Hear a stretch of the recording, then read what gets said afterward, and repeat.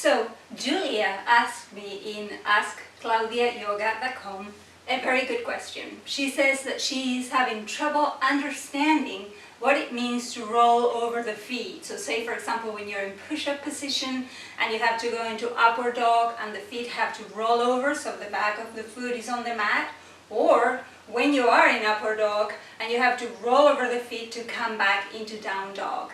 I think it's a wonderful question. I'm grateful that she asked.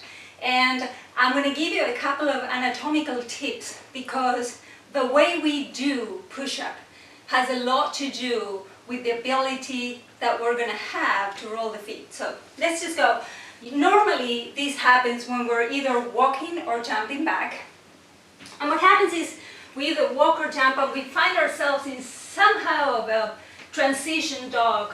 And so what I recommend is come over to plank before, because then you can align the shoulders with the wrists. And also ensure that the feet are at the hip distance apart, because the distance between the wrist and the feet can make or break the pose and the transition. So from here, instead of thinking of going down, I'm just going to bend the elbows close to the chest and keep the buttocks up. And now I have the right distance. So from here, I'm going to push forward with my chest and go up. And as I do this, see, I'm halfway through, my toes are almost in the position where they kind of want to roll over. And then I can breathe in and come all the way to up dog. In up dog, it's important to not spray the feet out there. This is terrible. So you want to keep them together so that the inner legs engage. You want to breathe.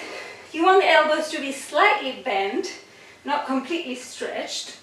You want the chest to be up and forward, because this is a stretch of the front of the body. And of course you want the thighs off the floor if you can.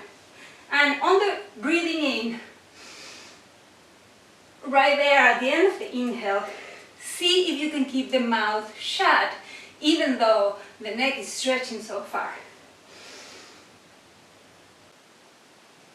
So of course, also in the upward dog, you want to make sure that your wrists are aligned with the shoulders. Now, when we're here and we finish that big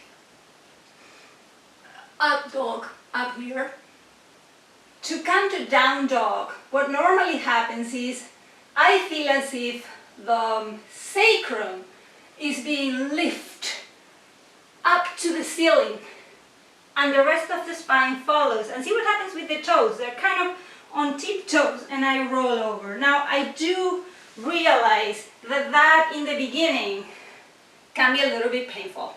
So I've seen people do one at a time. That's okay, just don't get used to it, because your feet may be a little stronger than you think they are.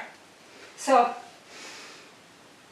I breathe out and I go with the tailbone and the sacrum leading, and I go into down dog, and then I may have to adjust a little here. And then my down dog feels as a lovely relaxation pose. I make sure that whatever finger is pointing forward, the important thing is that the wrists, the crest of the wrist, is parallel to the edge of the mat. Shoulders are away from the ear, lower belly is in, quadriceps engaged, back of the legs stretching, tailbone towards the ceiling, heels towards the floor, and if I can lift the toes here, that's an extra bonus. And always, of course, breathing. Thank you, Julia, for the question, and feel free to send me more. I'm Claudia with Claudia Yoga. Namaste.